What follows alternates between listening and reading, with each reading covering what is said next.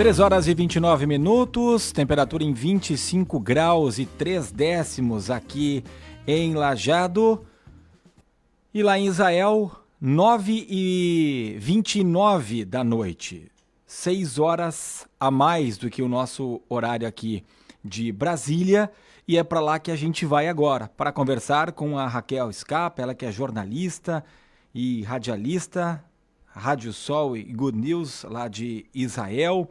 Ela que reside na cidade de Kfar Saba, na região de Saron, centro de Israel, e que vive lá desde 1982. A gente já teve 2 momentos de entrevistas aqui com a Raquel na nossa programação da Rádio Independente. Uma delas foi justamente falando sobre a situação de atentados, de possibilidade de guerra, de violência. Israel não é contra palestinos e luta contra terroristas que controlam a faixa de Gaza, diz brasileira. Essa foi a nossa manchete. Em outro momento a gente falou sobre a questão de Covid-19, de estudos, de melhorias que tínhamos naquele período ainda enquanto estávamos vivendo a pandemia. E hoje a gente volta a falar com a Raquel num momento muito triste, né? Um bombardeio que está acontecendo neste momento, inclusive a Israel agora contra-atacando, atacando a faixa de Gaza. Nós temos pessoas sequestradas. Eu não sei qual é a atualização que a Raquel vai ter para nos passar. Os noticiários aqui do Brasil falam em 1.300, 1.400 pessoas mortas já e milhares também de desaparecidos, de feridos. Vamos dar uma atualizada em tudo isso, mas tentar contextualizar, Raquel, o porquê. Essa é a principal informação, o porquê que começou esse ataque do grupo terrorista, do grupo extremista Hamas para Israel, numa situação que a gente sabe que sempre foi delicada, uma tensão no ar, mas que agora a gente vê cenas devastadoras e que chamam a atenção pelo lado negativo. Não param de soltar bombas de um lado para o outro, explosões e muita crueldade. Obrigado mais uma vez por atender a Rádio Independente, Raquel. Boa tarde. Boa noite para você aí. Boa noite daqui, boa tarde aí para o Brasil. Muito obrigada, Ricardo. Obrigada ao pessoal da Rádio Independente.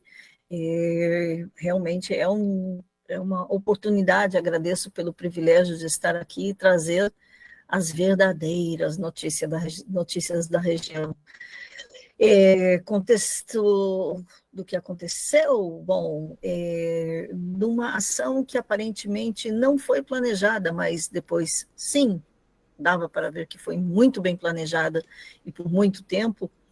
Terroristas do órgão Hamas, que é o órgão terrorista que controla a faixa de Gaza, entraram, invadiram o sul de Israel, entrando em colônias e comunidades agrícolas e cidades ao longo da fronteira com a faixa de Gaza, e ao mesmo tempo lançando mísseis contra Israel, contra várias cidades, inclusive às 6h20, 6h30 da manhã do sábado, acordamos aqui na minha cidade, que é o centro do país, com sirenes, e isso significava correr para um abrigo. Só que como aqui no centro ainda não estávamos exatamente esperando uma ação, então os abrigos antiaéreos estavam fechados, então ninguém correu. Ok, houve sirene, o que a gente faz? Essa foi a manhã de sábado. Agora, o que aconteceu lá no sul, os terroristas do Hamas entraram, como você disse, com asa delta, entraram de motocicletas, entraram caminhando, de carros armados, depois de terem destruído a cerca que separa Israel da faixa de Gaza em pelo menos 80 lugares.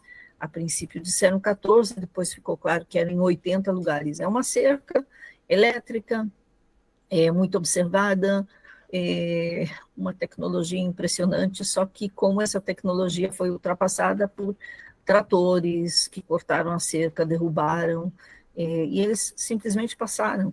Segundo os números, entre 800 e 1.000 terroristas entraram em Israel, se distribuíram nas diversas comunidades ao longo da fronteira sul de Israel,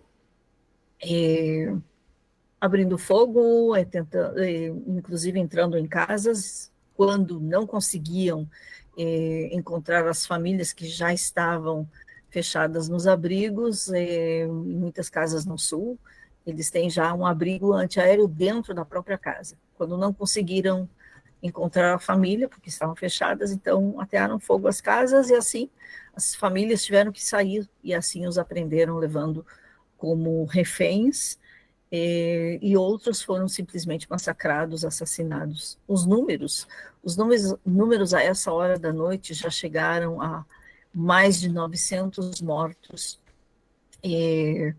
mais de 2.000, mais de 2.600 feridos, entre 100 e 150 desaparecidos. Desses desaparecidos, o próprio Hamas diz que tem pelo menos 130 reféns. Estes são os números. Nem falar dos mais de 5.000 foguetes e mísseis que foram lançados desde o dia da manhã do dia 7 de outubro até agora contra Israel.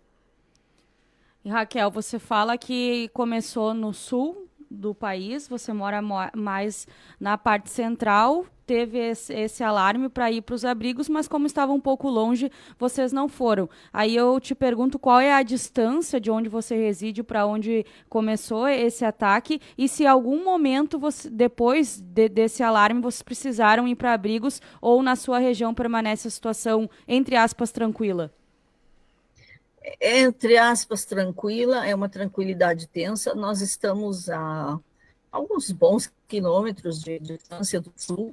Eu estou na cidade de Kfar Saba, que é um pouquinho norte de Tel Aviv, ou seja, é a região urbana, digamos 30, 20 minutos de viagem de Tel Aviv, que é o centro do país, é o litoral central, e do sul entre 2 horas de viagem, um pouquinho mais, e de toda forma o abrigo antiaéreo que temos está aqui do lado, em frente à minha casa, mas estava fechado porque não esperávamos realmente. Agora, não esperávamos mesmo, foi tudo que aconteceu no sul. Era de se esperar que um país com a inteligência que Israel é conhecida tivesse um pouquinho mais pronto, e as perguntas realmente são lançadas no ar, o governo está sendo indagado, como pode ser que não estava pronto para essa. Provavelmente essas perguntas não serão respondidas até o final desse conflito, que não chamamos de conflito, é guerra mesmo. Raquel, a gente até para tentar entender, essa é a dúvida que fica no ar, né? O que se fala sobre motivação e até quando pode ir esse conflito aí? E se até a sua cidade daqui a pouco não pode ser alvo também, por ser uma região central? Ou você acha que vai ficar concentrado mais no sul? Ou agora até porque está havendo um contraveneno, uma resposta aí do governo israelense, de repente a situação vai acalmar, não vai vir mais tanto ataque por parte do Hamas? Não cremos que para o centro do país, ou seja, eu pessoalmente não creio que possa escalar tanto, mas sim, temos que estar de sobreaviso. Veja, no próprio sábado à noite, já tinham aberto aqui todos os abrigos antiaéreos, na minha cidade e outras cidades também, nas proximidades, mesmo porque, sim, os mísseis do Hamas, que são enviados pelo Irã, têm o alcance, podem chegar até a minha cidade, é mais de 40 quilômetros da faixa de Gaza, ou seja, pode chegar sim, e também porque começou pelo menos uma tentativa de escalada proveniente do norte, por parte do Hezbollah, que é o órgão terrorista que controla o sul do Líbano, e que também é apoiado pelo Irã, e na verdade é o governo em si do Líbano, apesar de que há outro partido no governo. Ou seja, isso pode escalar, e a população já foi instruída, inclusive recebi agora há pouco instruções do Exército, inclusive vou mostrar as câmeras, se possível. Está em hebraico, mas para você ver. Está. Bom, Raquel, Instruções do Exército para preparar alimentos, para estar pelo menos 72 horas dentro do abrigo antiaéreo. não só para o Sul, mas para toda a população. Bom, Raquel, a gente tem falado aqui, pelo que eu tenho acompanhado aqui na nossa imprensa, caiu a ligação? Caiu a conexão? Tá bem, tá certo agora, tá ok. Não, Tivemos eu alguns escuto cortes. vocês. Certo, tivemos alguns cortes. O Hamas teria usado a ocupação e o controle de suas fronteiras, além da defesa da mesquita de Al-Aqsa, como pretextos para justificar tudo isso que a gente está vendo. É mais ou menos por aí ou teria alguma outra motivação? Ocupação, eu não sei de ocupação que eles falam. Por exemplo, a faixa de Gaza, que foi evacuada de qualquer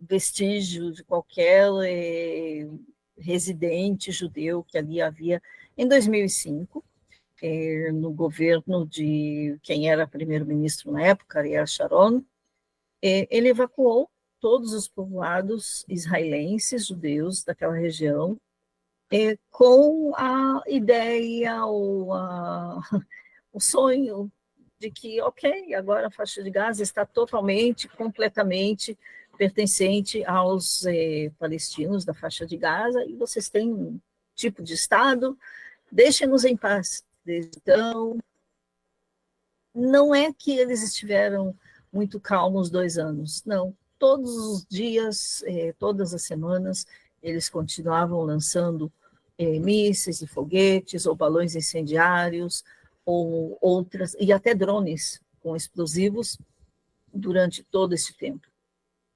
Até muito mais do que antes da evacuação.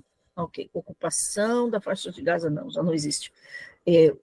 Ocupação do templo de Al-Aqsa, da mesquita de Al-Aqsa, é comum, é uma ordem, é um direito, digamos assim, que pelo menos duas vezes por ano, os judeus podem subir ao monte do templo, na região da mesquita, porque era onde estava o templo judeu. Hoje estão as 2 mesquitas. A única proibição que os judeus que sobem lá, que vão visitar, a única proibição é fazer as preces. Sempre quem, como se diz, saia da linha e faça as preces por lá, mas é um local de visita turística e os judeus têm a permissão de ir em pequenos grupos. 2 vezes por ano é o que eles fazem. Sukkot, a festa dos tabernáculos, que terminou nesse sábado, é uma das festas.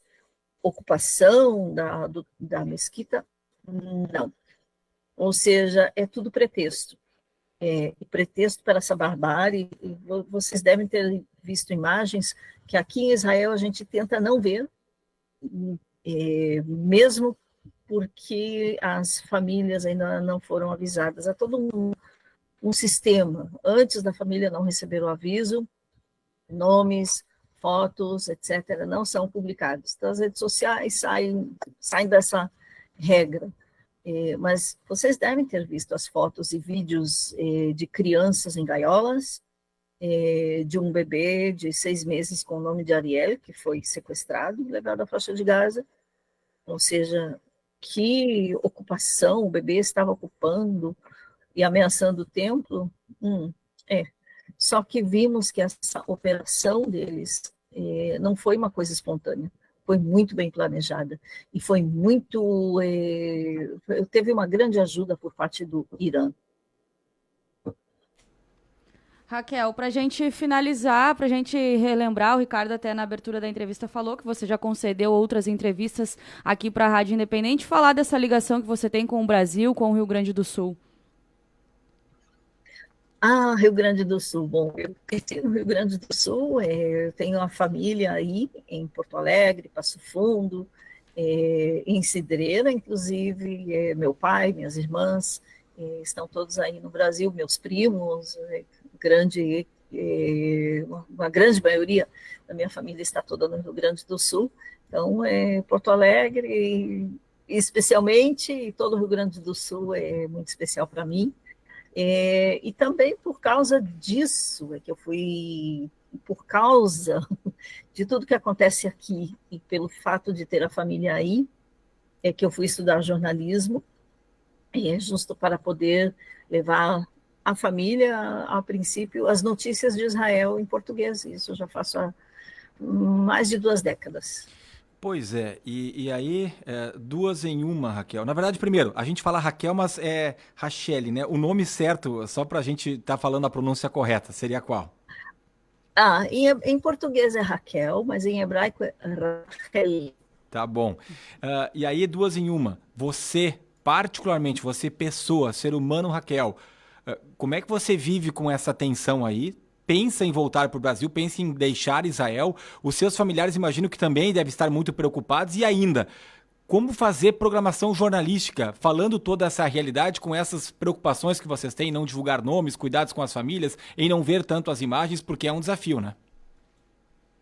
É um desafio, é parte também da lei das leis aqui com relação à censura, que temos que é censura militar nesse caso, não há censura para tudo, mas nesses casos há censura, inclusive, por exemplo, quando soldados morrem ou são feridos, os nomes não são publicados até a família receber o aviso.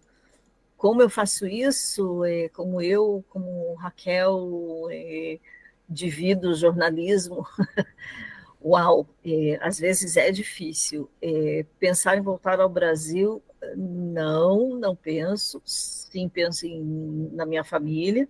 Sei que estão preocupados, por isso que eu apresento as notícias pensando na minha família em primeiro lugar, e todo o resto do mundo que quiser escutar está convidado. Faz como para escutar, Raquel? Bom, na verdade, daqui a 15 minutos começa o programa que eu tenho já há mais de 20 anos, o Voz de Israel, vozdeisrael.radio12345.com, ou no Facebook, programa Voz de Israel. Tá certo, Raquel. Muito obrigada por nos atender. A gente sabe que o clima aí não tá nada bom, tem essa missão difícil que você ainda tem que atuar também noticiando todas essas mortes, todas essas tragédias que estão acontecendo. Mais importante também, a gente tem um relato de alguém que é possível a gente se comunicar para trazer também um panorama de tudo que está acontecendo aí em Israel. Sim, uma última coisa que eu gostaria de comentar é também que nesse lado tão difícil, nós vemos o lado tão lindo da sociedade israelense, que apesar de 38 semanas de protestos que dividiram o país por causa da reforma judicial, nós vemos agora tudo isso colocado de lado, essas divisões políticas, e todo mundo unido, por exemplo, para levar comida, cestas básicas aos habitantes do Sul que foram evacuados de suas casas, cestas básicas, inclusive até fraldas para bebês, e outras coisas, e também comida para os soldados que estão por entrar na faixa de Gaza, os soldados que estão lá no sul, lutando e defendendo o país. Então, a política foi colocada de lado e o povo se uniu justo para ajudar aqueles que estão sofrendo e aqueles que estão lutando. E isso é o lindo de ver da sociedade israelense, esse é o lado positivo. Tem que ver um lado bom, né? Aqui no Vale do Taquari a gente passou por uma enchente, não sei se você daí acompanhou, mas aqui também uma tragédia, mas aí foi climática, né? Que deixou 50 pessoas mortas aqui na região por conta de enchente. A gente nunca tinha visto aquilo que vimos dessa vez, foi muito forte. E também o clima de solidariedade aqui do Brasil e até o clima de fora do Brasil de solidariedade foi muito grande. Isso que é o lado bom que a gente pode tirar de tudo isso que estamos vendo. Sucesso aí pra ti na emissora. Acima de tudo, segurança, né? O que a gente deseja daqui e tudo de bom. Obrigado aí por atender a Rádio Independente, tá, Raquel? Muito obrigada a vocês. Shalom. Bye, bye. Raquel Scapa, então, conversando conosco, ela que é jornalista, radialista lá em Israel.